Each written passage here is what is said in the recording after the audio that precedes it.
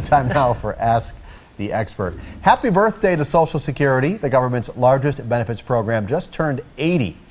Many younger workers don't even think the benefit program will be around when they turn 80. Certified financial planner Tony Drake with wealthwisconsin.com can talk about the future of Social Security and strategies to maximize benefits.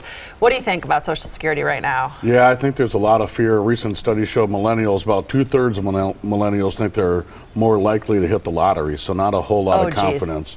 For folks that are on it now or getting close, no guarantees, but pretty likely that it's going to continue for them, so I don't think they have to worry. But for younger generations, certainly important to start planning on saving and not counting on Social Security. Okay, I get that kind of statement pamphlet thing in the mail a couple weeks ago from Social Security showing my earnings all the way back to 1980, whatever, and they guesstimate what I will get if I retire at 65, 67. What are the odds that that is going to be there when we get there? It's pretty remote in that fashion. Even the Social Security Administration admits by 2033, they're only going to be able to fund 77 cents on the dollar.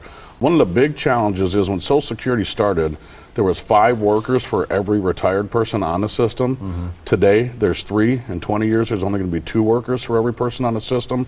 So the funds just aren't there. With the baby boomers retiring at a rate of 10 to 12,000, people are turning 65 a day. There's a big tax on the system. So it's definitely going to have to change. Whether it's gone altogether, not likely, but we'll probably have to work longer or accept a lower benefit. And there's been a quiz. There was a recent quiz on Social Security. Can you talk about some of the answers? Kind of surprising. Yeah, unfortunately, about 70% of the people failed a 10-question quiz. Folks said, and Social Security is a big income source for retirees today. For couples, it's about half of their income for a lot of folks. So really important to get this right. And a lot of folks don't realize there's over 500 different strategies on how to turn it on.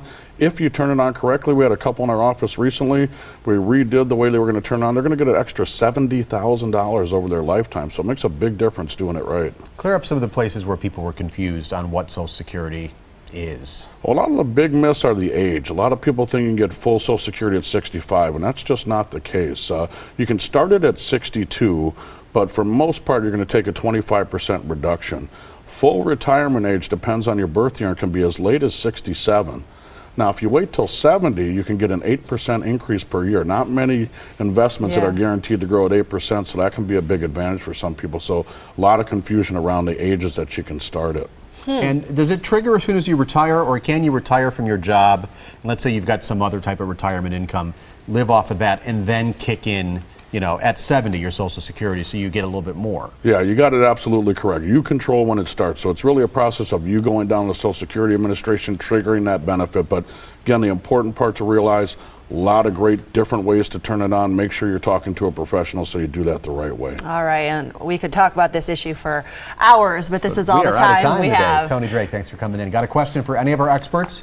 Here's how you do it. Ask the expert at WTMJ-TV.com or leave a voicemail at that number right there on your television screen.